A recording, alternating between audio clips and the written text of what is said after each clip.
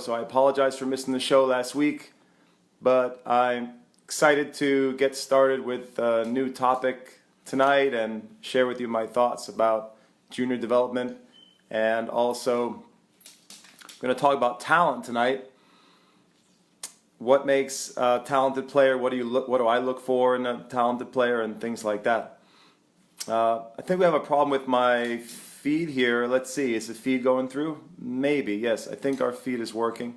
Okay, good. So let's get started with the first topic of the night. I'd like to talk about talent. Also, later in the show, we may touch on cheating. I've been writing a lot this week, and one of the articles, I'm actually working on 2 articles on cheating. One is being published in the New York Tennis Magazine, the issue coming out this month. Hey, Sky, you want to say hi? Go on, say hello. That's my daughter, Sky.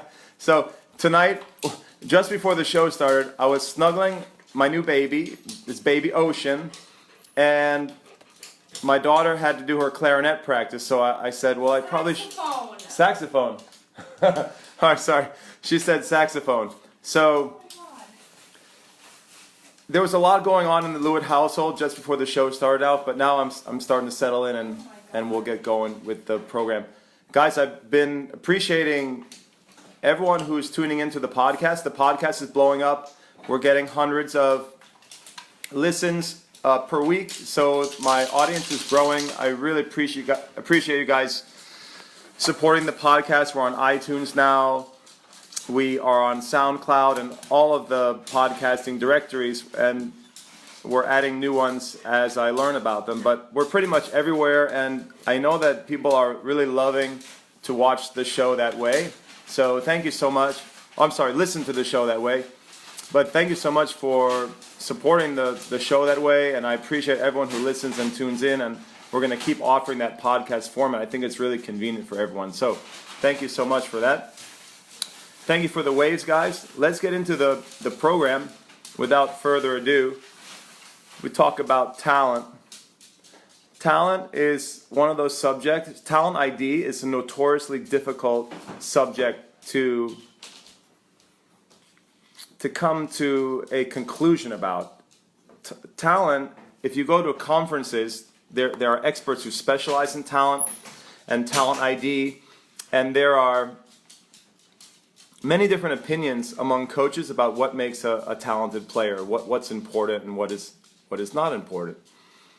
For me, the most important thing that I look for in a young kid, so let's say I have a young player from 5 years old to 10 years old, 11, 12 years old, anywhere in that range. There's a few things that I'm looking for, and we can talk about all of them. If you guys have questions about talent, let me know. As always, if you have questions about junior development, let me know. I'm happy to answer any questions. This show is all about answering questions from the audience and also sharing my views on junior development. So, if I have a young kid, little superstar in front of me, the first thing that I'm looking for is probably the eyes and how they connect with the ball. And in my experience, working with a lot of talented young players, many whom grew up to be top national ranked players, and some of them now are going out in the professional circuit. In my experience, the kids who are really gifted with their coordination, they always make a good contact with the ball. It is uncanny. It is really an incredible thing to witness as a coach, because sometimes you have a kid who really doesn't have good technique, so they may have very bad form, and they may not have the skills yet, but they're somehow able to track the ball and make good contact in the sweet spot of the racket. They're able to manipulate the racket and make a good connection with the ball almost perfectly every time, even if you start moving them around. So whether that's in mini tennis or whether you're hitting with them, if they're a little more of an advanced player. So that is probably the first thing that I've observed about talented kids.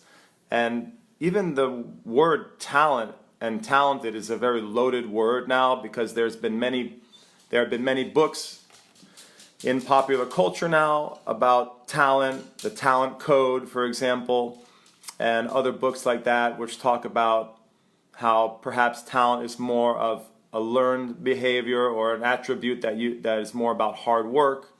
It reflects more on your hard work than your actual innate ability. So there's a lot of debate in our current literature and in our culture about what exactly talent it is. For me, I'm talking very practically as a coach on the court, what I'm looking for talent. And the first is probably the eyes and the hands, how the player connects with the ball. And now, I work with a lot of little kids, so that's kind of my perspective. But you can also see it in older players who are more advanced.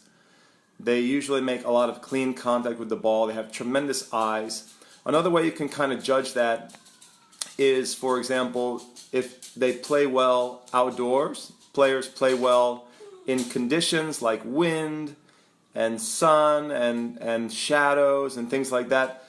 They tend to have this amazing ability to make good contact with the ball, and that I think relates to their coordination and their eyes. 1 second, Sammy needs to go out. Sorry guys, let me get Sammy out. Sammy, what's the deal here? So in terms of talent, the eyes and the coordination are a huge thing. Hold on, I'm letting Sammy out. Sammy's kind of grumpy tonight. What else do I look for? I'll tell you a couple other things that are really important for me in terms of talent identification. So when I have a young little superstar, little champ in front of me, I'm looking for their speed. I'm looking for how fast they are, how quickly they can cover the court. So a lot of times what I'll do is I have some tests that I do with little kids, like little informal tests. And I think just because I've played with a lot of young prodigies over the years, I have a very good sense or eye for talent. And so based on hitting with a lot of young talented kids, I can sort of feel, how they're connecting with the ball. Are they making the sweet spot almost every time? So they're tracking the ball really well and they're bringing it into the center of the racket with very few mishits. That's a really good sign, even if the technique is bad. And the other thing is, when you move the kids around, they're able to get to everything. They have a good foot speed. And what you're looking for, if you're trying to develop a pro or a world-class player, is you're looking for something really special in the quickness department and also in the stamina department. I can talk about that in terms of stamina too is a big part. The cardiovascular capacity, like the VO2 max of a young kid, is really important. How they perform in terms of their stamina and cardio is also a factor related to their running ability. But I watch their gait, I watch the way they flow on the court, I watch their balance and their grace, and also of course their quickness and agility. So that's a huge part of it for me when I'm evaluating a player in terms of their physical talent. You got their eyes and their hands, and you have their feet, right? The way they move on the court, right? Thanks for the thumbs up, guys. Thanks for all the waves. I see some old friends and new friends on the show. I see my buddy Brian Bleem. What's up? Francisco Montoya, fantastic coach from New England, giving me a wave. Thank you, Francisco. Great to see you enjoying the program. If you have any thoughts or you want to share about talent, please let me know, Francisco. I know you've probably got some good experience working with some prodigies yourself. My buddy Stan Campbell says, evening, Chris, go big red. Yes, go Cornell. All right. Cornell's not doing too badly these days. The whole Ivy League the tennis in the Ivy League the level of tennis in the Ivy League is incredible right now. Along many fronts. Unfortunately, I don't think Cornell is at the top, but the level of Ivy League tennis is astronomical, even I think compared to when I was playing. So Stan says, evening, Chris, go big red, stamina is critical, yes. Okay, so the stamina, here's something I was mulling about. Been writing a lot this week. I've been posting a lot in my blog. have not visited my blog, it's prodigymaker.com. It's my home for all of my articles and all of my published writing pieces, and I put all of my postings there, all of my thoughts, philosophy and things like that. So if you're interested in my work and my writing and my coaching philosophy, go to prodigymaker.com, and it's all free. It's a free site. It's just I needed a place to put all of my thoughts and ideas and all my writing. And I am a very busy writer. I was an English and literature major in college at Cornell, and that's one of my loves is to write. So I'm writing a lot, and where all of my thoughts and ideas go, they go to prodigymaker.com. So, and it's all free. It is a repository for all of my stuff, all of my writings.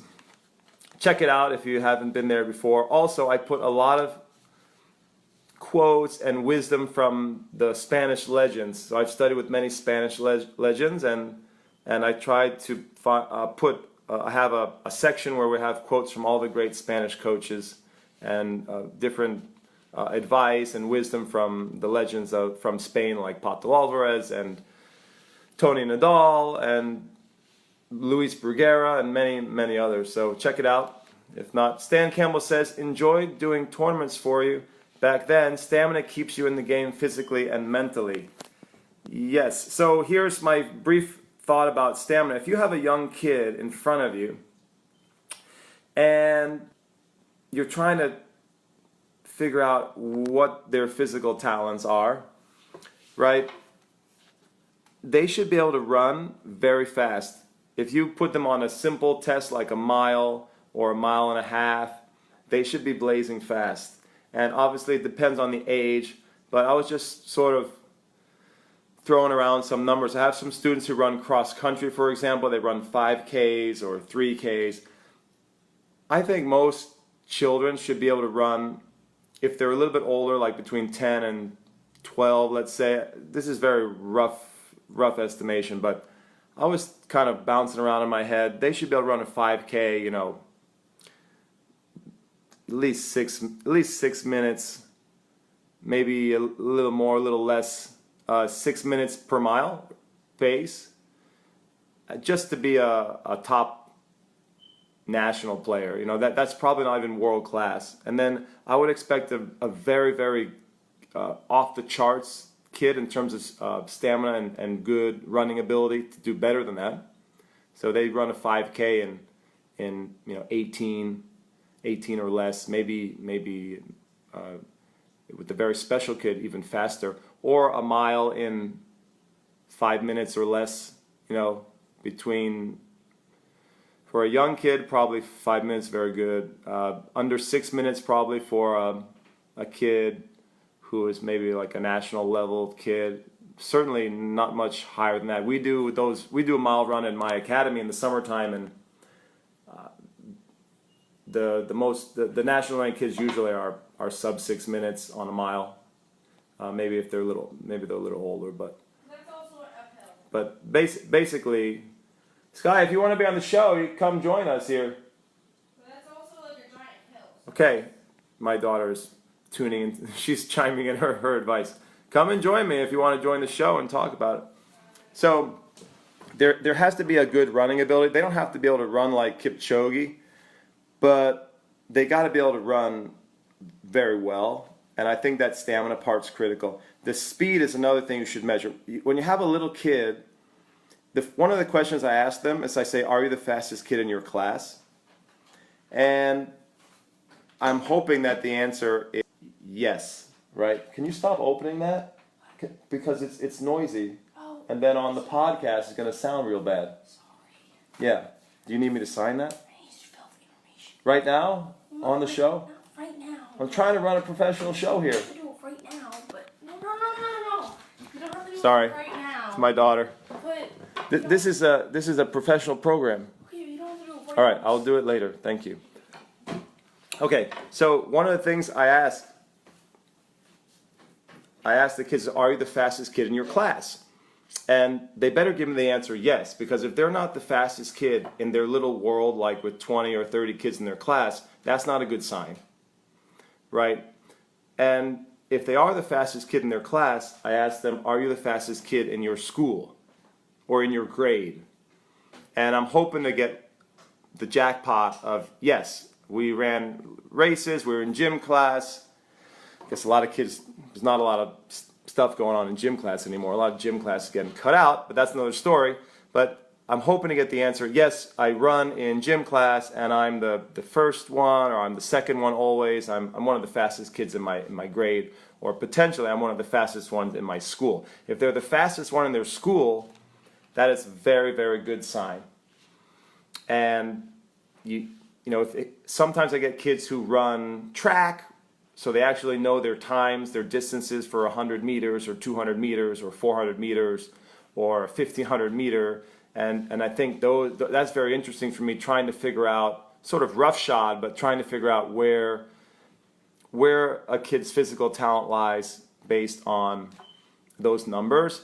And I'm sure somebody has more exact numbers in terms of what, different ages, like what an 8 or a 9-year-old should run. But I'm looking for sort of the creme de la creme, for someone on the way off on the corner of the bell curve, who's a very, very gifted runner. So that means quickness and agility and also stamina. I'm looking for both, like a combination of both.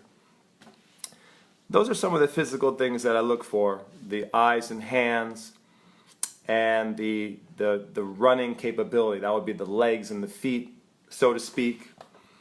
And then you sort of get into some of the mental capacities. I would like to talk about that in a moment, and I have some interesting thoughts about that. So you want to start a coding career? We can help with that. We're Codeacademy, and we've taught millions of people the skills they need to reach their goals. It all starts with our interactive platform, where you get hands-on experience writing code right from day one. And with a Codeacademy Pro membership, you get everything you need to land the job you want, like guided career paths, AI-powered practice, professional certifications, and code challenges to help you prep for interviews. Try Pro for free today.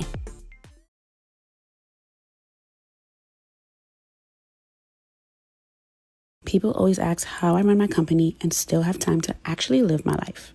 The truth is, I stopped trying to do everything. When I launched Cheese Luxe Braiding Hair, I quickly learned that being the CEO, creative director, and operations manager all at once was not sustainable. That's when I found Upwork Business Plus. It lets me tap into top-tier freelancers. I needed a graphic designer to help build my brand identity from our logo to our signature colors. I needed a social media manager to edit reels and schedule posts. And I needed a website developer to ensure product pages load fast and look premium on mobile. This helped me stay focused on creativity, strategy, and growing my brand without burning out. With Business Plus, you get access to the top 1% of freelance talent on Upwork. Once you share your business goals, Upwork curates a personalized list of top freelancers who can help you achieve them. It's efficient and stress-free. So if you're ready to scale your business and your piece, check out Upwork Business Plus.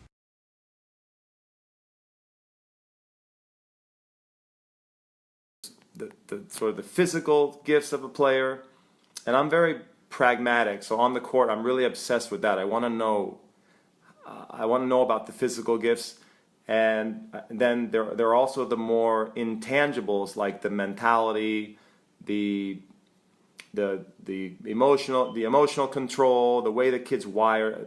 I guess, for lack of a better word, I guess I'll call them intangibles. The X factor. Sometimes Rick Macy calls it the X factor. The way a kid's wired, their character. They're things that are not their physical gifts, so to speak. But let me briefly go back and because now I'm thinking of some of the tests that I do with kids for the eyes and the hands. So, for example, I have this great exercise that I do with every player who comes in to work with me, and it's a little test. And I have some little cones that I set up, and when I'm playing with a kid, I ask them in the warm-up, for example, okay, we're going to warm up, and I still play a very good ball, so I don't really miss that much. I've maintained my level even as I'm getting older. So I'm like a wall. I don't make a lot of mistakes, and I ask the player, okay, we got 5 minutes here or 10 minutes. I want to see how many times you can hit the cone, or you can hit a can of. I like to use a can of balls sometimes. A can of balls is a very good target for testing out a kid's control and a kid's ability to place the ball where they want, even if they don't have good technique. That's the interesting thing. With a very gifted kid, if they have very good eyes and hands, if they're very well coordinated, they seem to be able to put the ball near where I want them to aim, even with bad form. So they just have an innate, very good control of the ball. Tony Nadal would call it, they accompany the ball well, they feel the ball well on the strings, and they're able to send it in, maybe not hitting the target every time, but in the general vicinity, very close to a target consistently, and that gives me a sense of their hand-eye ability. Like I said, even if they don't have a lot of skill, obviously the more skill they have, it's going to be easier for them to direct the ball. But what I found is, just informally, the most gifted kids that I've ever worked with, the ones that end up top in the country or have a chance to play pro, play top college, those kids are able to strike the target more frequently than others. And I noticed that kids, sometimes you get a kid with very good form, so that they've actually had very good technical training, but they can't hit target. They cannot put the ball accurately to a spot or to a cone or a ball can.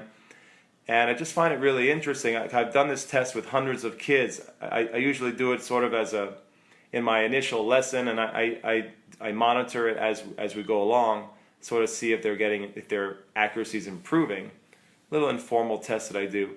And we'll just rally up the middle. We'll just rally up the middle of the court, and I'll see how many times I can hit a cone in a certain amount of time. And so it's interesting that some kids don't have good technique, but they can put the ball close to the target or hit the target frequently. And then other kids have really good technique, but they're not able to direct the ball well to the target. And the other thing that I observed during that time is I watched how they move. As I mentioned, looking for some of the physical gifts. I observed their balance. I observed their footwork. Are they sort of clumsy with their feet, or do they move like a dancer? How's their foot coordination? How's their agility? Another test that I like to do is I will be just rallying with the player, and I'll hit a drop shot from time to time, because I want to see how quickly they react and how fast they can sprint to the ball. It also tells me a little bit about their mental qualities. Do they run for the ball? Are they obsessed with getting to the ball and getting it back over? Are they kind of lazy? They don't run?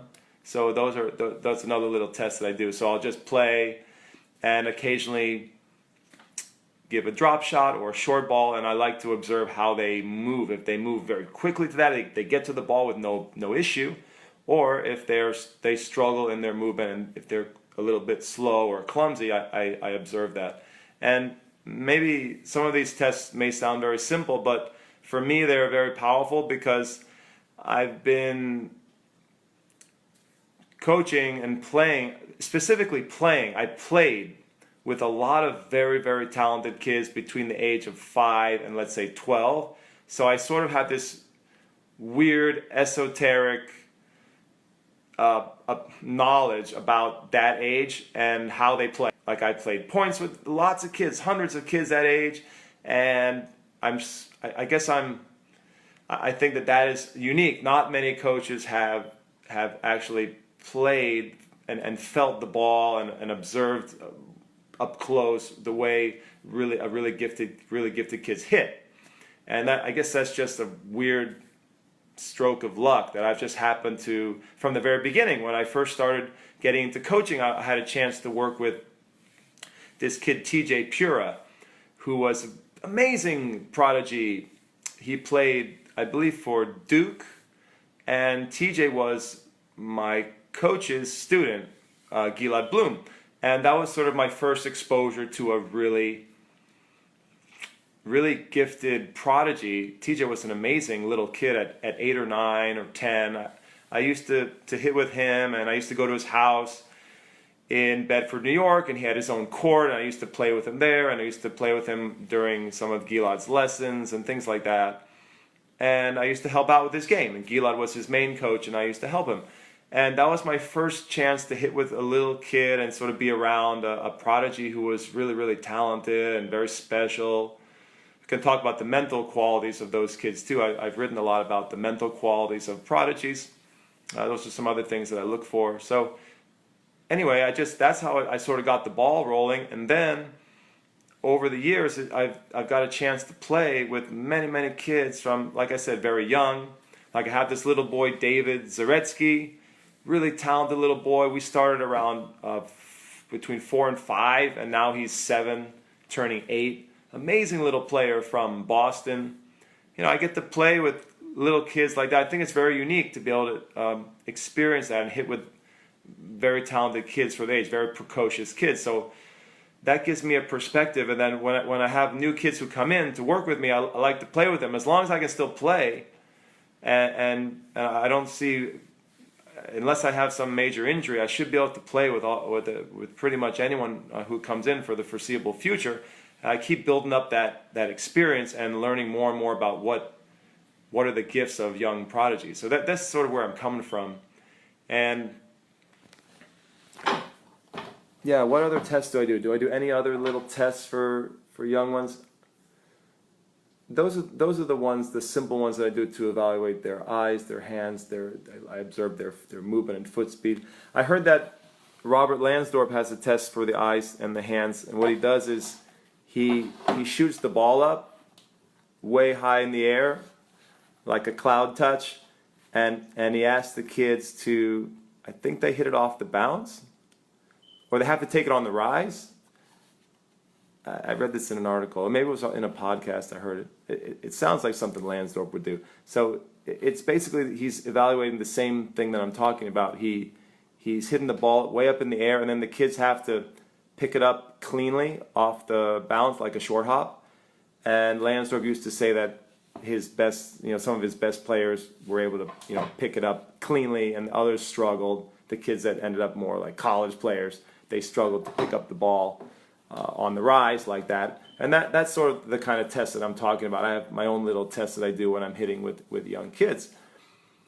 Anyway, I don't know if you guys find that interesting, but I think it's kind of it's definitely a unique thing. I don't know many coaches who've been able to play with that as many young talents as I have. So anyway, a little bit of background there. And what about the mental qualities? So Tony Nadal says that the most important talent, the greatest talent, is the ability to learn. So I've been studying with Tony online, getting certified with the Tony Nadal method, and I find that interesting that Tony makes that the number one. The number one talent that he looks for is the ability to learn.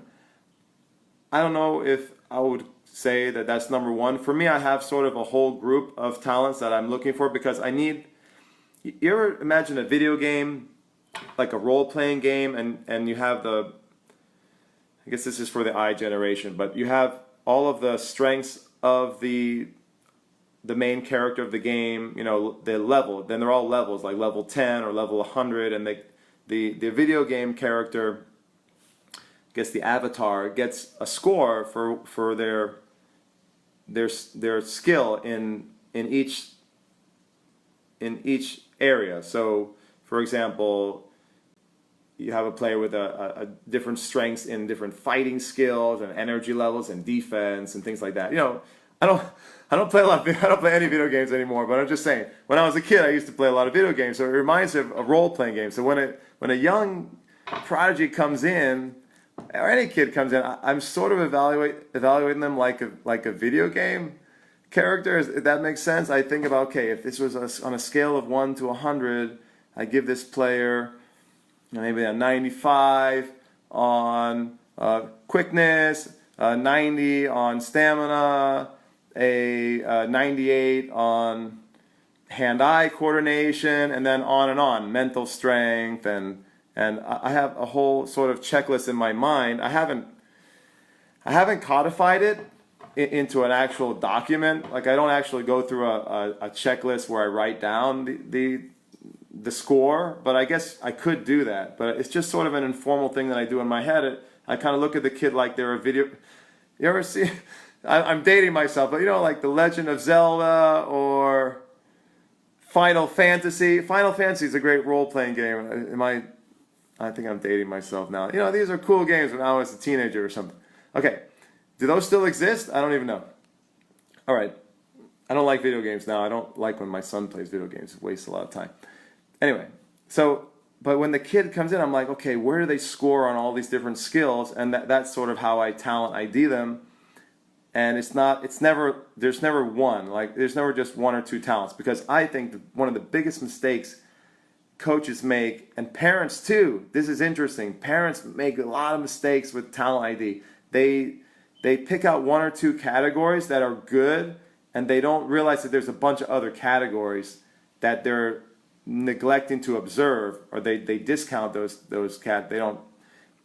they don't place as high a priority on those other categories, and then they get a false they falsely appreciate how good their player is. They give their player less value than they should, or more value than they should, I should say, because they're missing a bunch of other categories. So in their mind, their little RPG, their role-playing game characters, really, really talented, but they're missing out on a number of other categories that I'm evaluating, but they didn't know about. And that's sort of, I guess, what I'm trying to get at with this show is, like, what are those categories? I mentioned those physical ones. There's one more physical one that's really, really important, and then we can talk about the mental one. Let me just check on Sammy and make sure he's okay out there. Oh dear, he's out there in the cold. Sammy, get inside here, boy. You okay? Come on. It's like a rainstorm out there. Okay, Brian Bleem has a comment. Guys, I don't mean to drone on here. I'm happy to take your questions, and we can sort of get into a debate or a discussion, and that's what this show is all about too. It's not just about me blathering on here, although I tend to ramble on a lot. Brian Bleem says, let's see. I have noticed that some of my kids are very competitive while others are not. Do you think that is something they are born with, or they can adapt to become ultra competitive? Right, that's an awesome question. And that's a really good one for the X factor, the intangibles, competitiveness, or as Lansdorp says, being a competitor. He talks about being a competitor all the time. And I like Lansdorp knows talent. Let's put, there are some coaches who are sort of in this business like me. They work with a lot of talented kids, and they have these ways of measuring or evaluating talent. It's fascinating to me. So anyway, competitiveness, I think, is more innate. I think you can definitely improve a player's competitiveness, but I think a lot of it's in the DNA. And some kids are bare-knuckle street fighters. They're brawlers. Sometimes I say they'll slit your throat and steal your wallet. They're killers, basically. They have a killer instinct. If they were recruited for the military, they would be snipers. They would be, they would be infantry soldiers. They're killers, basically. They'd make great assassins. They have a killer mind. And those are the kids that I've observed make the best champions. There's something inside of them that is, they cannot stand losing, almost to the point of a psychological disorder. They hate to lose, like a personality disorder, and they love to win, and they'll do anything to win. And when I see a kid like that who's really cutthroat, that is one of those categories that I talked about, like video game character categories, skills that I value very highly. Are they like that? Are they a killer? Could they pull the trigger and shoot somebody? Could they slit someone's throat with a knife? Not to get too gruesome, but I'm serious. These kids are killers. You could have a little girl, 6 years old, cute as a button, but she's a stone cold killer. And what I mean by that is she wants to win so badly, she'll do anything to win. Whatever, could be at any age, really. But my point is, I think a lot of that's in the DNA. And what Robert Lansdorp says is that to try to turn a kid into a killer who's not really that competitive is probably a crime. It's probably wrong to try to change someone, and it's probably in some ways abusive. To try to turn a kid who's not hyper competitive like a killer and make them that way, it's going to be bad. It's going to be probably very unhealthy to try to do that psychologically to a kid. Also, along the same lines, Brian, is the competitiveness. There are different levels of competitiveness. So I mentioned at the far end there are the killers, the Army Ranger snipers, the MMA fighters, the basically good military recruits. There are those type of kids, and then it goes in a spectrum. Some kids are competitive. They enjoy winning, and they don't mind. They don't like to lose, but they don't mind it. You know, there's different levels of competitiveness. You go all the way down the spectrum to some kids who don't care about winning that much. Doesn't really bother them. They just play for fun, and they don't really want to compete. They don't mind losing and don't really like winning that much. You got to have a kid who really hates to lose and loves to win. Loves to win and hates to lose are the two combinations you're looking for, but it can go in many different levels, from very, very extreme, like I said, and those kids usually have the X factor. That's one of the X factors to be a champion. And it can go all the way down the spectrum to the other side, where you have a kid who is just shouldn't be playing tennis, really, because tennis is a sport for gladiators. Tennis is a one-on-one, incredibly pressure-filled sport that's meant for warriors, and they just want to play like a little doubles socially and never want to play a match. You know, those types of kids, I mean, they can play tennis, but they're probably in the wrong sport. Maybe they like hitting the ball a little bit, but that's not, I mean, what I do in high performance, I don't look for those kids. Those are the kids I'm trying to weed out right away. They're probably not going to fit into my philosophy or my methodology, the way I coach or anything like that. So I'm definitely looking to weed out those kids and find the killers, stone cold killers. Kids that are like, they frighten me a little bit in how badly they want to win. And some of the most elite kids that I've had, they're like that. And what you try to do with those kids is you try to make them a decent citizen. You know, you don't want them cheating. You don't want them winning at all costs. You got to sort of you got to manage them a little bit. They're like a wolf that's ready to pounce on every animal in the forest or in the field, and you sort of have to control them a little bit, teach them some self-control. They're like a wild animal. And I much rather have a kid like that than a kid who's a sheep and try to teach a sheep how to fight or how to kill. That is not a good situation to be in. But Brian, it's possible to make a kid a little more competitive, but you're not going to turn a sheep into a wolf. You know, you're looking for the wolves. If you want to build a top champion junior player or a kid who has a chance to go pro, you're looking for the wolves. You're looking for a predator. That's how I see it. Brian says, on a side note, talking about video games, there are some pretty good tennis games for the PS4, and I think it can help teach them how to play out the points correctly. I think it can also help them learn good form. Yeah, why not? You know, this is the I generation, Generation Z, and sometimes we got to teach kids in different and unique ways. You can connect to them through digital means, and using video games to connect with a kid can be good, but just be careful that you're not using valuable time up when you should be practicing for real, right?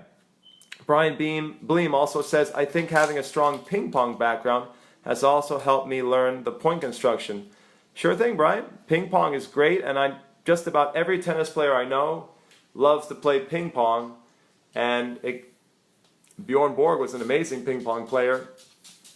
That's where he learned his forehand from, so it can influence your technique playing ping pong, and it can also help your tactics. Sure, how your patience. You can work on your mentality, your competitiveness when you play ping pong. Every tennis player. We have many ping pong tables at our summer academy, and a funny story about Bjorn Borg was he won a local ping pong tournament, and the grand prize for the winning prize for the ping pong tournament was a tennis racket, and that's how he got started in tennis.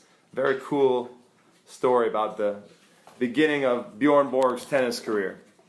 Anyway, let's talk about my number one talent that most people overlook, most people don't talk about, parents overlook, coaches overlook, is the number one talent that I've learned over the years is critical for a kid to become a champion someday. It's also the one that you can't evaluate on first look. You have to spend time with a lot of time with a kid and see how they are in that department, in that category. And what the talent is being resilient, and being resilient when it comes to injury and not being injury prone. So I think that is a talent that's not talked about very much, and it's huge. Really important to not be injury prone and to have a resilient body. And that can be at the cellular level, like players who are able to recover quicker, metabolic level, muscular and joint level, so musculoskeletally. These are players who are able to put in a lot of work, put a lot of damage onto their bodies, to push themselves and to break down their bodies, and their bodies don't get a severe injury, so they're not prone to any catastrophic injury. You cannot have a catastrophic injury if you want to be a pro. If you want to be a top junior or pro or top college player, you have to avoid catastrophic injuries. And really, even smaller injuries, which take a week here, a week there, they can really mess with your momentum as well. Players, there's definitely a spectrum of this talent where some kids they just don't get hurt. And they can work as hard as they can do gym, running, playing lots and lots of tennis, and they're very resilient. They recover quickly, and they don't tend to get injured. And for me, that is a really important talent, and it's not an easy one to evaluate, but you start to get a sense of it when you're working with a player over time. You start to really notice if a player sort of has a lot of nagging injuries or not, and you sort of have to figure out why they're getting injured, what's going on. But some kids get more injured than others. Some kids have a tendency to get injured more than others, and those kids, it's going to be very hard for them to get to the top. They're going to have a lot of stops and starts. They're going to have a lot of lost time. They're going to lose momentum. And I just think it bodes very negatively for the Pro Tour, because on the Pro Tour, we all know what a grind it is. If a kid in juniors is already showing that they're very injury prone, for me, it's foreboding for the future, on a future pro career. And you never know, because some kids might be going through a developmental phase and having some injuries due to a growth or something like that. But just as a general rule, it makes me very nervous when I see a young, talented kid who's getting a lot of nagging injuries or has a history of a catastrophic injury.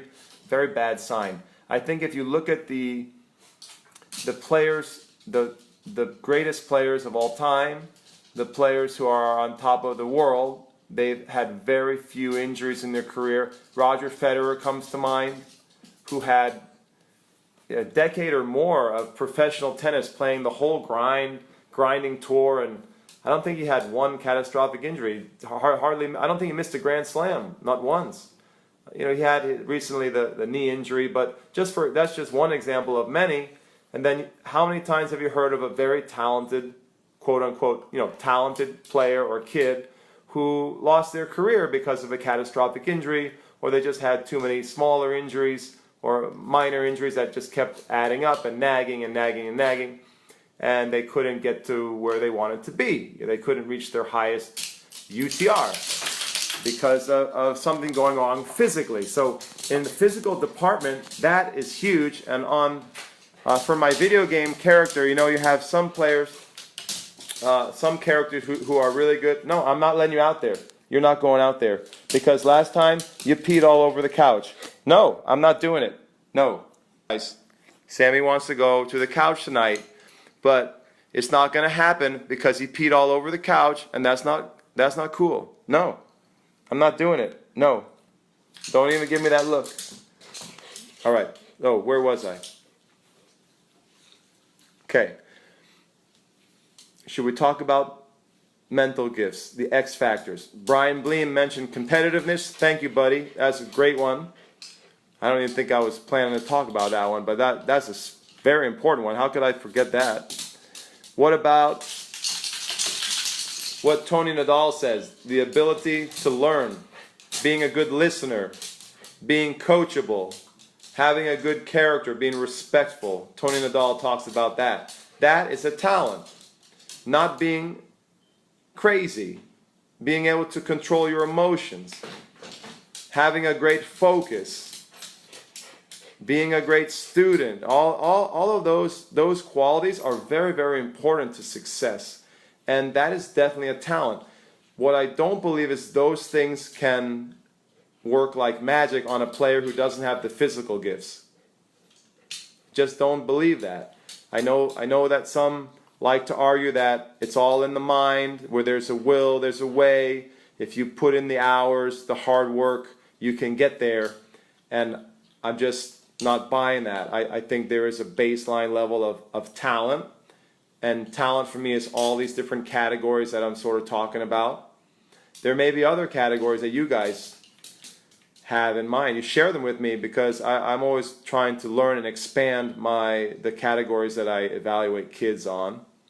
But these are some of the ones that I use. And definitely the ability to learn and the character, all these mental gifts are very important. If you have a physically talented kid who can't focus, can't listen, is disrespectful, very difficult to work with, they're not going to progress as fast as a kid who's a good listener, who absorbs everything you say, who takes notes and applies everything that you're teaching them. That type of player is going to make more improvement, right?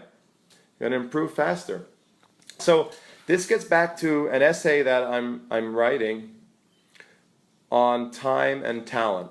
And so my contention is that the more talented a kid is, and talent means, again, talent I've been to many conferences where some great tennis minds have defined talent in different ways, and they've had trouble summarizing what it means to be talented. But talent for me is all of the aforementioned traits, like categories in a video game, in a role-playing game, and probably a few other ones that I may have slipped my mind, because I'm just speaking on this extemporaneously. But there are these categories, there's the umbrella term talent, and then you have all these different categories underneath that determine what the absolute talent is. So they have subcategories of talent. And like I said, informally, I sort of give each player a number when I'm evaluating them, just in the back of my mind. I don't do it formally. And okay, so depending on how great a number they have, how great their talent number is, I know that they're going to progress faster. So they're going to get, and let's use UTR as a measuring stick. I love UTR, and I love the idea that we can measure progress with UTR rating, and also that it's sort of a lifespan. It covers the lifespan of a player's development, UTR. So you can start out from the very beginning with the lowest UTR that's available, and you can work your way up to a 15 or 16 if you ever make it to the highest level of professional tennis. And what I'm sort of describing is, and you could put this into a mathematical formula, I thought about sort of formalizing it and making it into a formula like a function. But there's a function of time, and there's a formula that relates to the amount of talent and how long it will take a player to reach a certain UTR. And just for example, if a kid doesn't have a certain amount of talent, they can't reach more than an 11 or 12 UTR. They're not going to be able to go higher than that because they just don't have enough sheer physical. Let's start with the physical gifts. I think that's a huge limiting factor. If a kid gets injured, has a lot of injuries, a kid's not fast enough. You know the one I forgot to mention? How powerful a kid hits the ball. That's a big one for me too, is I look to see how much explosion there is when a kid strikes the ball. The most gifted kids whom I coach, they're able to produce very good power even when they're young. I think that's something in the muscles, like a fast twitch fibers. They're able to produce a lot of juice. They're able to jump high. They're able to swing and crack the ball. The ball makes a sound off their strings that maybe is not normal for their age. So that's the other thing I neglected to mention in physical gifts. But if you take their talent and you calculate it over and you put it in an equation, there's got to be a certain UTR that they cannot surpass if they don't have a certain amount of talent. Now, if they put in enough time, though, so talent, if you add in as much time as they can put in, they might be able to max their ability. You know, if they put in enough hard work, enough time, who knows how many hours, 10,000 hours or more. If they work hard enough, they have enough discipline, they can max out their potential UTR.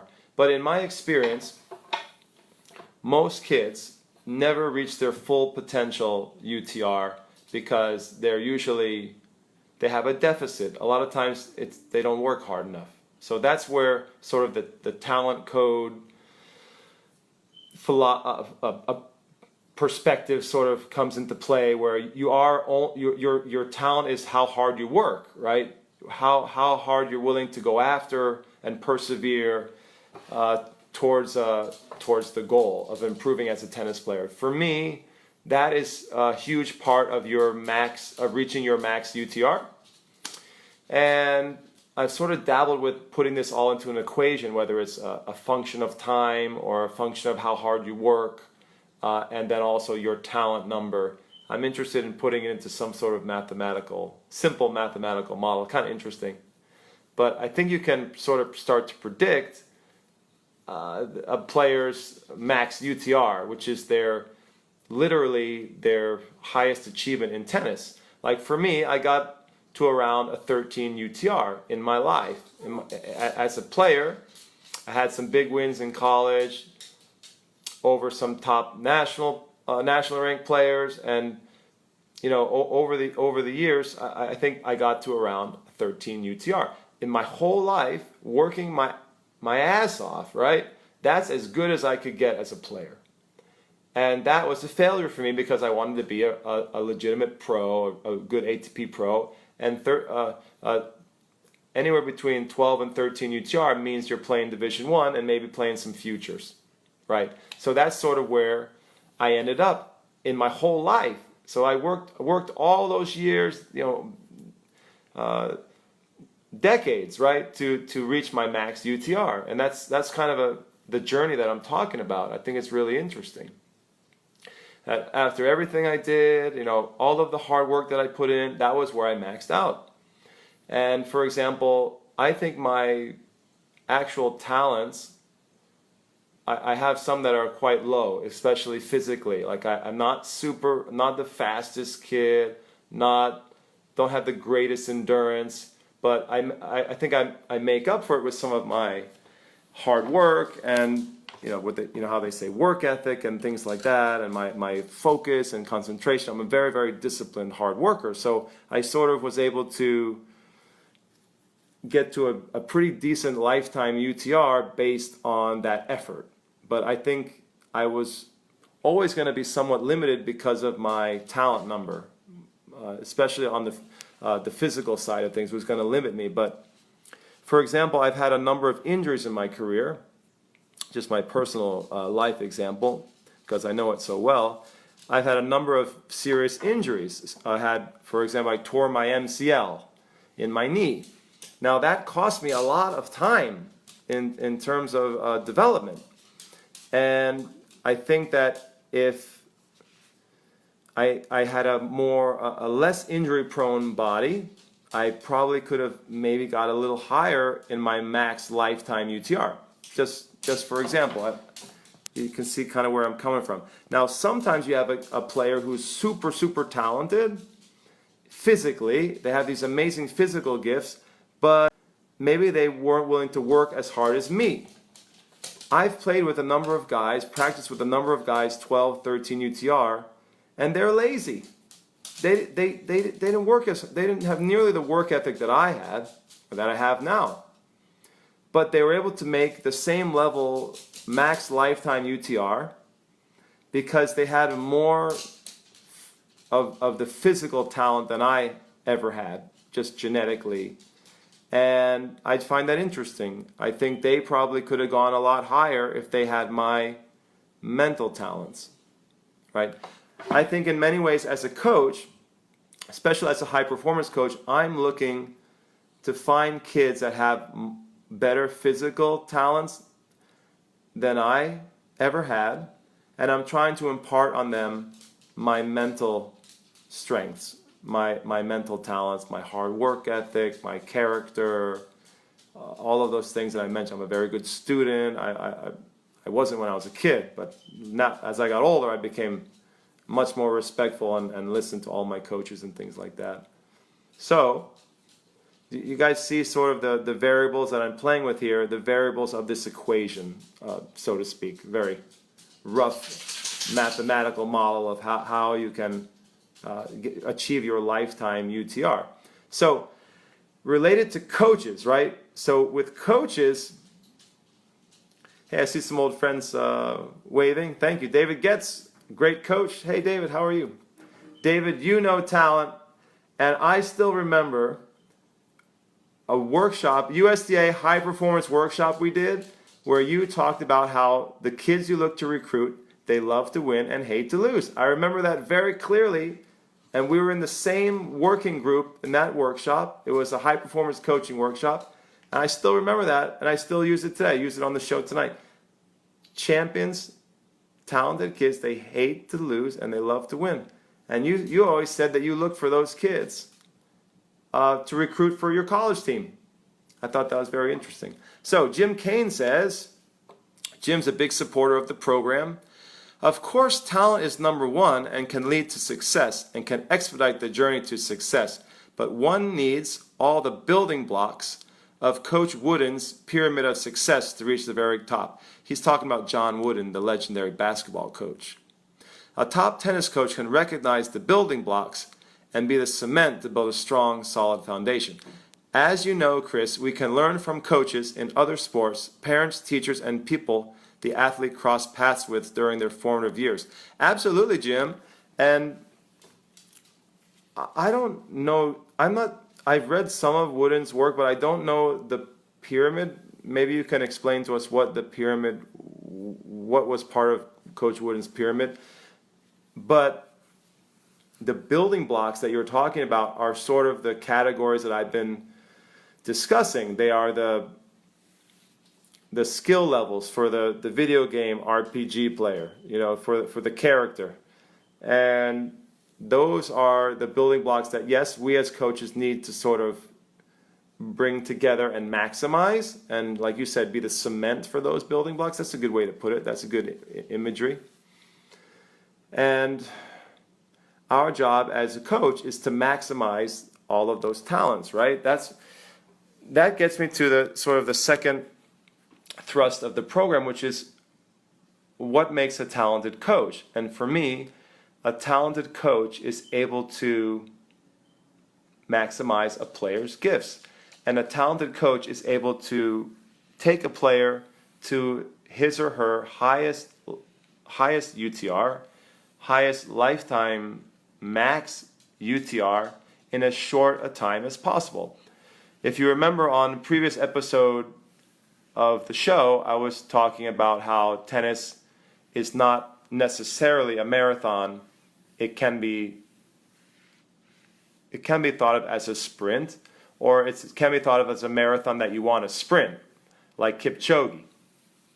Kipchoge is the famous marathoner who broke the 2 hour barrier. He did a sub 2 hour marathon, which is incredible, averaged between 4:20 and 4:30 per mile for an entire marathon, 26 miles. Incredible achievement. But for me, the talent of a coach, how do you measure a coach's talent? For me, the best coaches, the ones who have the greatest gift for coaching, they're able to take a player along and speed up the learning curve for that player and take their talents and get them to their highest ability level as quickly as possible.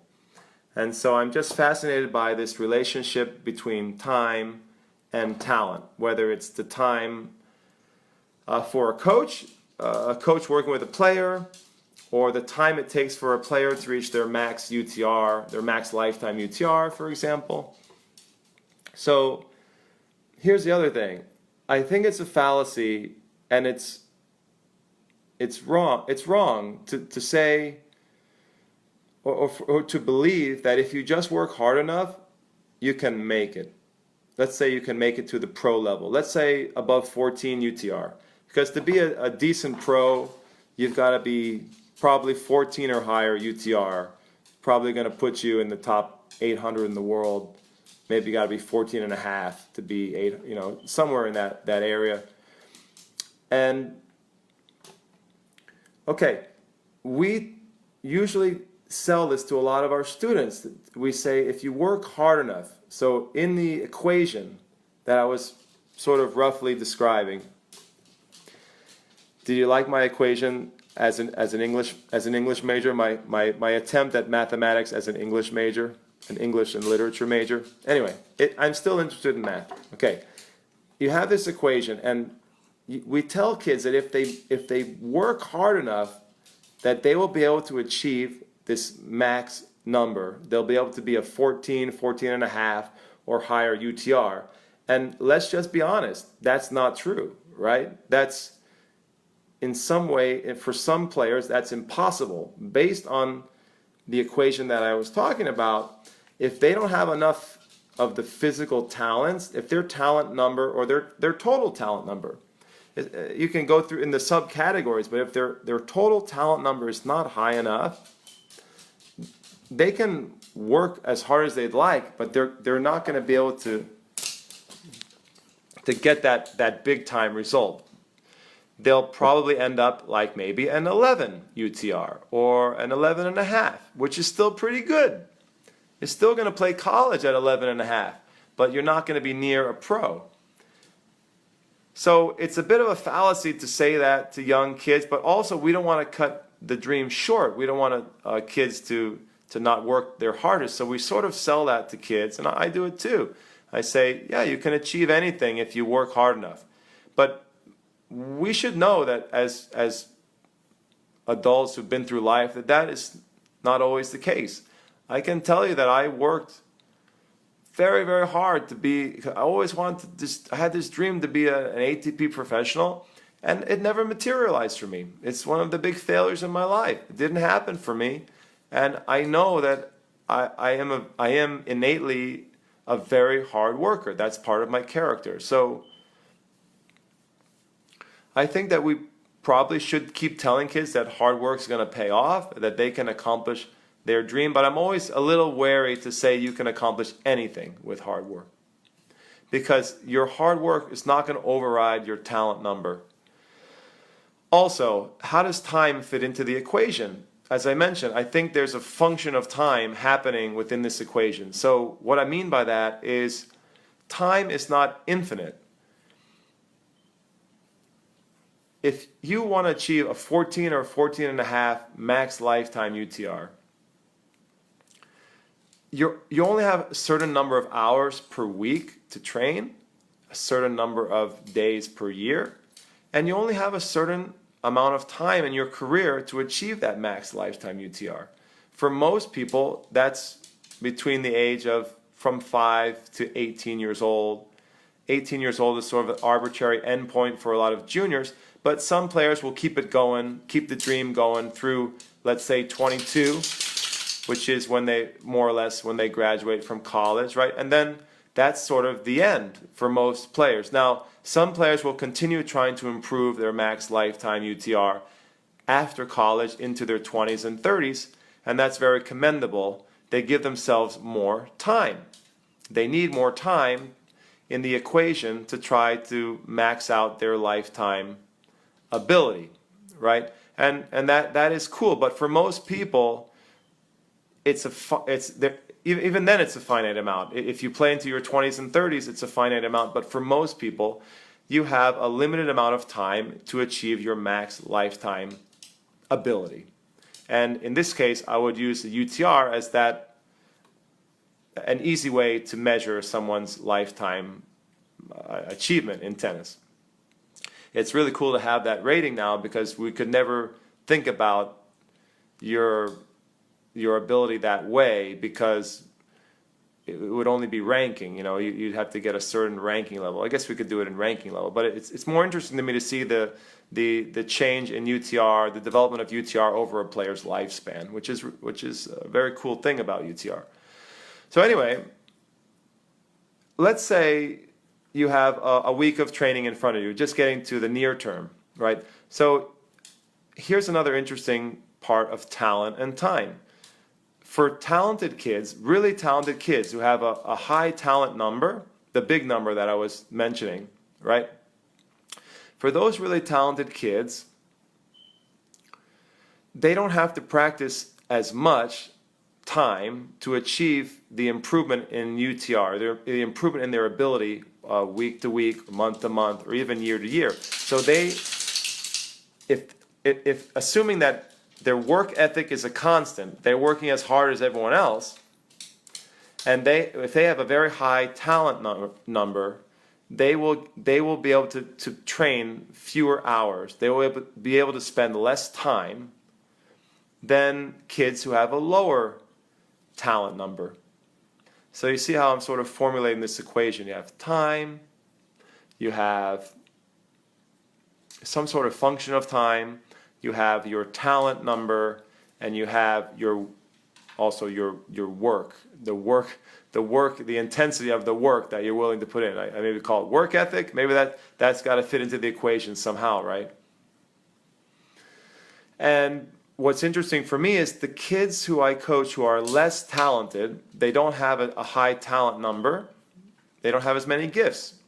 They have to work harder, right? And that's what we tell them, right? We tell them that they have to work harder. But we also tell them this fallacy that it's a myth that hard work can achieve anything. That's not true. Hard work cannot overcome certain limitations. But for example, a kid who's not as talented can achieve the same improvement in UTR week to week, month to month, year to year as someone with a higher talent number if they outwork that person. And luckily for many kids who have a lower talent number, the kids who are more talented, quote unquote, a lot of times those kids are lazy. They squander their time. They don't maximize their training during, let's say during a week, or during whatever time frame you choose.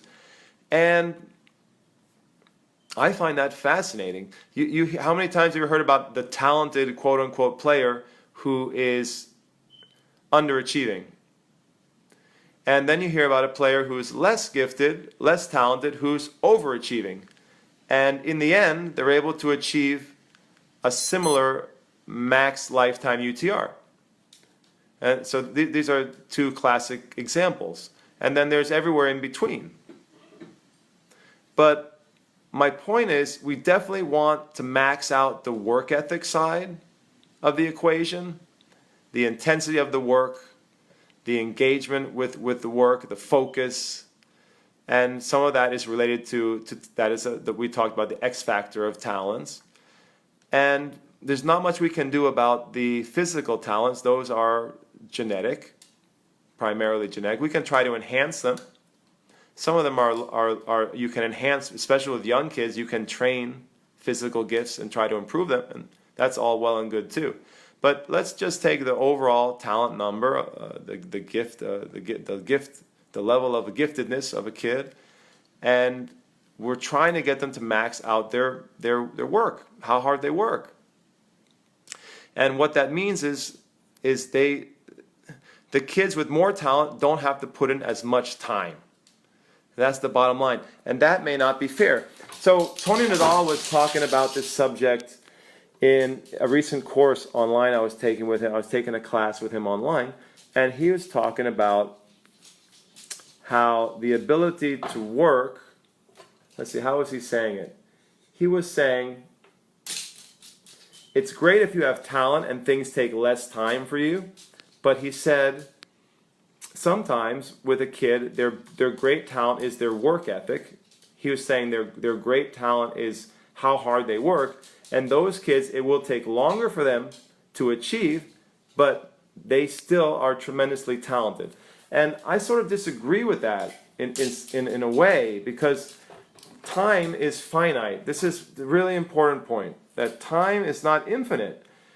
For example, players have to go to school, and players have life responsibilities. If it takes, Tony was talking about how it might take 4 hours for one player to learn a skill, but for another kid it might only take him an hour or a half an hour.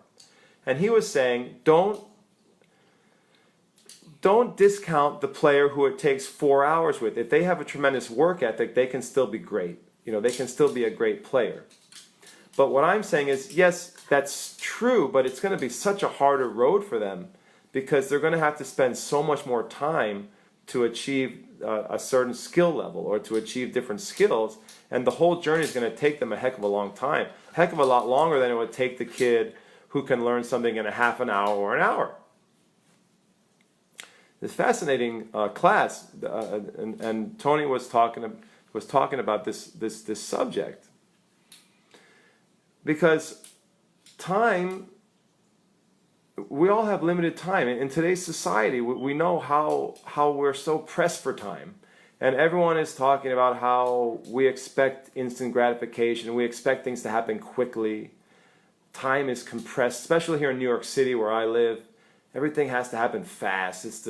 Everything's fast paced. The world is, the time in the world is moving quicker and quicker, right? And we expect things in an instant. We live in the I generation, where you can get instant gratification and instant information and answers to everything in a moment, and we expect development to happen very quickly too. But it doesn't always work that way. Sometimes it will take longer, more time than we would like, or than what parents would like, or even coaches or the players themselves. But my point is that time can run out. So if a player is a very slow learner, and it takes them a long time to learn a skill or to make progress or to improve their UTR, they can literally run out of time. That may be at 18, where they have to go to college, and they may get recruited at 16 or 17, and they'll run out of time to improve their UTR. Or that may be at 22, or later in their 20s or 30s, where if they keep playing the game and try to improve, they could run out of time, and then what they're left with is their max lifetime UTR, their max achievement, right? Anyway, I thought it's interesting. I don't buy what Tony Nadal's saying. He's saying that the talent of being able to work hard is as special as the basically the physical talents, the talent of picking up a skill quickly. And I don't think they're equivalent. I think the hard work is really important, but there's going to be limitations on your time based on how quickly or slowly you learn, and there's going to be your overall talent number that I described that's made up of all those subcategories. That's going to affect your max lifetime achievement, what you can do in tennis. And this goes for any sport, by the way. I think if I was looking at any athlete in any sport, you could start to break it down this way. And I would probably look for the same types of talent. Anyways, these are some thoughts for an essay that I'm writing. I haven't published the essay yet, but it's called Time and Talent. I'm just sort of mulling over these ideas. They're not fully formed yet. As you can see, they're inchoate. But they're interesting to me. The subject of time, talent, hard work, and sort of like putting together an equation related to UTR, something that's on my mind. Appreciate you guys listening and watching and tuning into this. I have a lot of comments that I will try to get to now. Let's see what Jim Kane says. Thank you for contributing to the dialogue tonight, Jim. Jim says, building blocks for John Wooden. And I really am a big fan of John Wooden. I haven't read his books, but I've read a number of articles about his coaching. So building blocks are enthusiasm, industriousness, discipline, competitive greatness, maybe that's competitiveness, loyalty. Those are from Wooden's Pyramid of Success. Yeah, those are great, right? These are some of the X factors, like the category of X factors. And you could probably have a subcategory within the X factors, right? All of these mental and character qualities, emotional qualities that make up someone's personality. Those are good. Enthusiasm's great. I would include like positive energy there, positiveness versus negativeness. Some kids are very negative, and that can affect their rate of development. Jim says, especially he loves the definition of success at the top of the pyramid. All right, check it out. If you guys are fans of John Wooden or have never read anything about Wooden, amazing, legendary basketball coach, you can check out his Pyramid of Success. I will have to review that myself. Jim says, success is the peace of mind when you put the effort to become the best that you are capable of becoming. Right, so that's the journey, right? I feel on a personal level that I did very well to become, to achieve the max lifetime UTR that I achieved, to become a good Division I tennis player, to play #1 for my Ivy League team, to play some pro circuit. I accomplished a lot as a player, but at the same time, I feel really disappointed that I didn't do better, that I couldn't achieve more. And I do have the peace of mind that I worked very hard. I think as hard, I don't know if I can say as hard as anyone, but I think that I definitely worked incredibly hard to get to where I am, or I was as a player. So I'm gratified for that, but there's always the feeling of disappointment. Jim says, Chris, you are a success after your tennis playing journey, according to that definition. Right, I realize that, but also there's always going to be a sadness and a feeling of failure for me. And I don't like to talk about my playing career too much because it was kind of a painful journey. And there's a lot of sacrifice and a lot of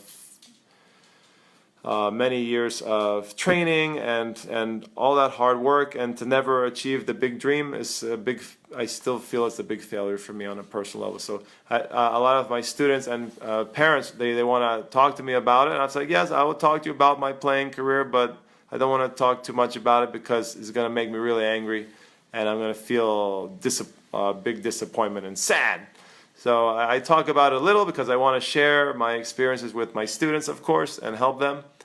But I don't like to get into it too much because I don't want to have a pity party, and I don't want to get angry. I still get, I have the fire, the competitor's fire inside of me that feels like I really blew it, or I didn't achieve what I should have. Generally, Jim says, if a coach and player buys into it, that process can lead to success. So don't let your players start hugging and kissing the trophy too early. All right, great thoughts, Jim. Guys, you can always check out Jim's comments on the Facebook link on the show post. If you're interested in checking out his thoughts, he's got a lot of thoughts here. Jim, you're blowing up the program. Brian Bleem says, hard work beats talent when talent fails to work hard. Great quote. Yes, and I think that's exactly what I'm getting at, right? I'm saying that hard work can definitely beat talent or match talent, can equate to talent, but if talent works equally hard, it's not going to happen, and we don't want to sell that pipe dream to children, do we? Or do we want to try to give them that illusion? Maybe it's best that they shoot for the stars, right, and come up a little short. That's okay, right? Jim Kane says, yes, at Hilton Head in February, that was the title of Emilio Sanchez's presentation at the PTR conference. Wow. Did Emilio say that? Yeah. Emilio has a very personal story. Emilio Sanchez is a famous Spanish player and coach, and he has a very personal story of when he was a junior in Spain coming up, he was actually, I believe he was thrown off of the junior national team, or he lost federation support, as the story goes.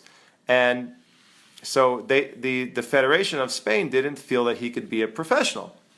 And so Pato Alvarez took him on and believed in him. And through sheer hard work and grit, they made it. And Emilio Sanchez, I believe, maxed out at number 7 in the world, if I'm not mistaken, and he was number 1 in the world in doubles. So what UTR is that, guys? So his max lifetime achievement is probably a 15 or higher in UTR, right? And that's from a player who the Federation of Spain said didn't have enough talent. So I think that's what Emilio is sort of referencing there in that title of his presentation at the PTR conference. But Emilio has a great story about that, and Pato Alvarez talks about that a lot. The legendary Spanish coach Pato Alvarez always mentions the work ethic of Emilio Sanchez. You can still, by the way, see that work ethic today as Emilio expands this incredible academy, Sanchez Casal, all over the world. He's got 4 locations now, and he's an incredible business person and a very professional leader in the tennis industry.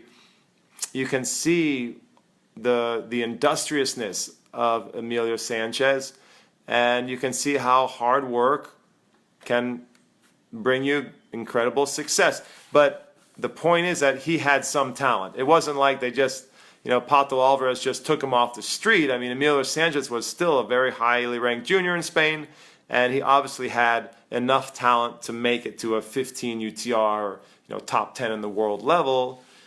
And my point is that some kids just don't have that talent, and it is misleading for us to say to those kids, you can achieve anything with hard work. That's not true, right? That's a myth.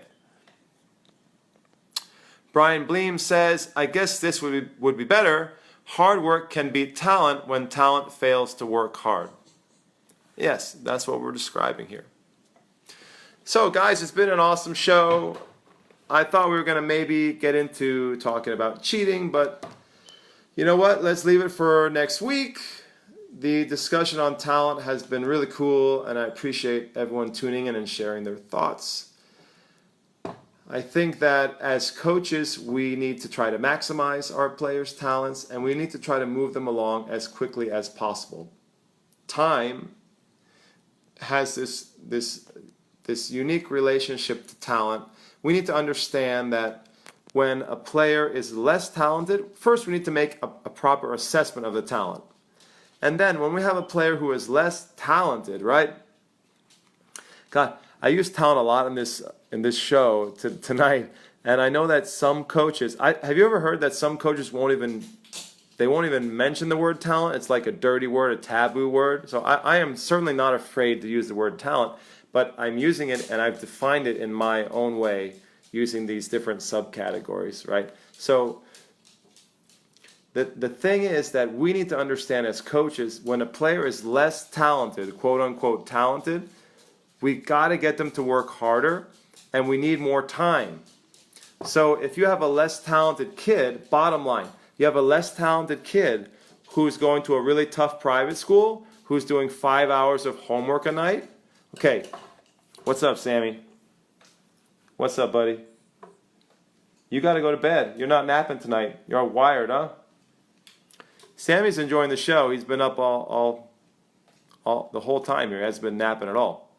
So the bottom line is a kid who's less talented, right, who is doing a ton of after-school activities, a lot of homework at night, really tough private school, for example, you can't say to that kid, hey, it's just work hard within your 2 hours after school and you're going to make it. You're going to make it to a 14 or 15 UTR. That's not real, right?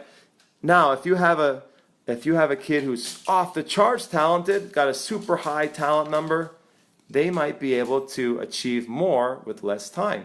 And our job is to try to, over the long term, the long arc of development, our job is to try to accelerate, to get the kids to their max UTR as fast as possible. I think that is the ultimately is the measurement of a coach's talent.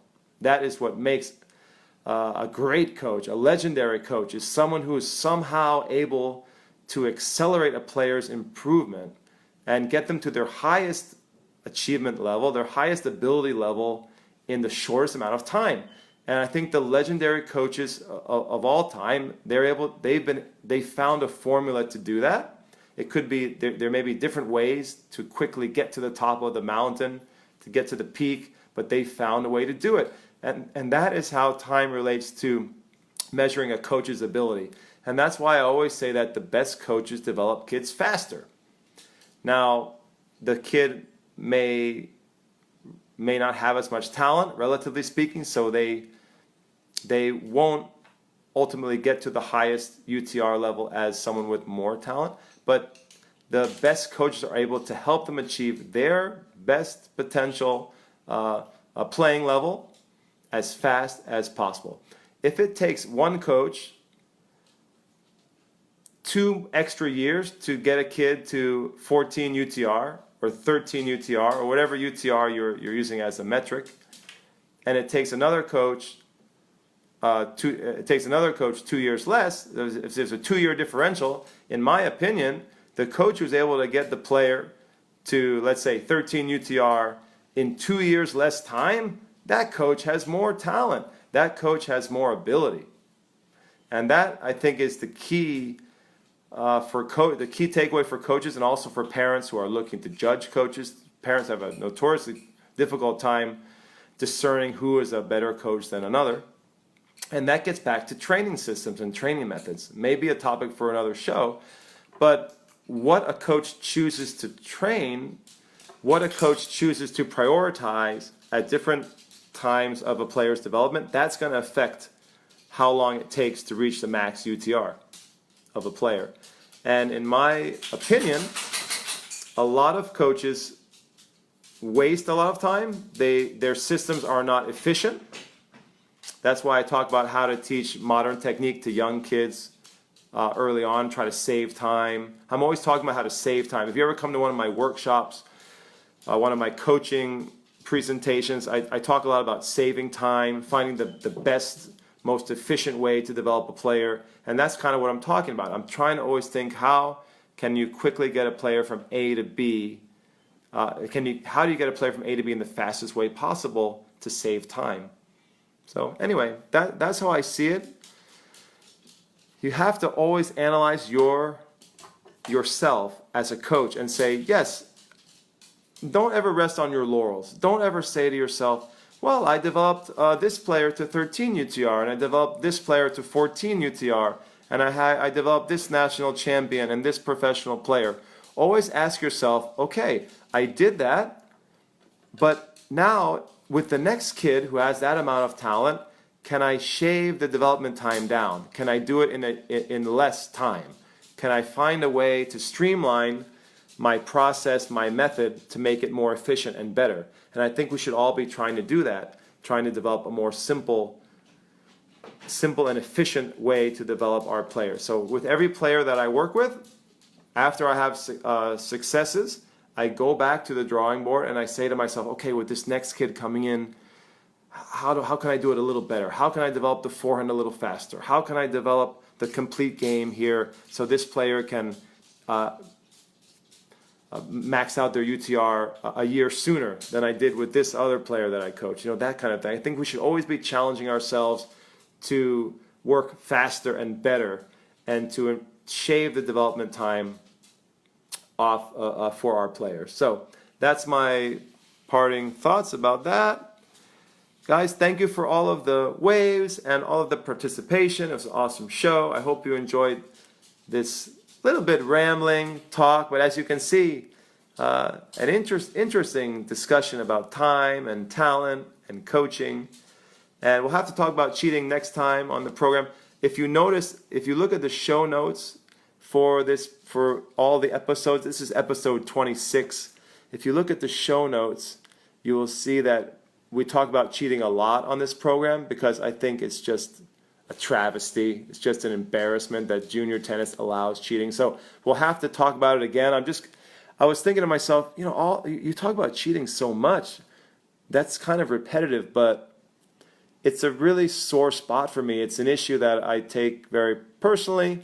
I have a lot of my students who are being mistreated or having bad experiences in junior tennis, and I'm just going to keep talking about it and keep using my platform as an influencer, and maybe people will start listening and we'll get a change, some type of change in the structure of junior tennis tournaments where cheating will someday not be part of junior tennis. It's not part of other junior sports. I don't know why it has to be part of our awesome game of tennis. So we'll talk more about that probably on the next program or definitely in a future program because talking about cheating a lot, but we should not have cheating in junior tennis. Such a shame that players have to experience this taint on our sport. Okay, guys, if you like the show, thumbs up me. Thank you for all the waves. Please share. Help us grow the audience for this program. As I mentioned, we are now getting several hundred viewers and listeners per week. For me, as I'm not a famous coach. For me, having that level of audience per week is really, I'm very proud of that, and I appreciate all your support. If you could help us by sharing the show with friends and with other folks who might enjoy the program, people that have junior players or are involved with high performance, please let them know about the program. Let them know that they can watch the show on Facebook Live. They can ask questions. They can watch the show on YouTube. All of our archives are on YouTube, and they can listen to the show at their leisure, at their convenience, on all of the podcast platforms now. So I'm super pumped. I would like to grow the audience into the thousands per week. Right now we're at several hundred. I look at the statistics every week, and it's very encouraging to me to see that people are enjoying the program. It's a very simple show. It's basically myself sharing my thoughts and philosophy and answering questions and from viewers from around the world, and also from time to time we get some very intelligent commentary like tonight, very intelligent commentary from a number of leaders in the tennis industry. So I think the simple format is winning, and also having the show available in many different ways because people are busy. I think that is helping to grow the show. I really appreciate you guys if you could share with friends and help us build our audience. Thank you so much. Have a great night. God bless. See you on the next show.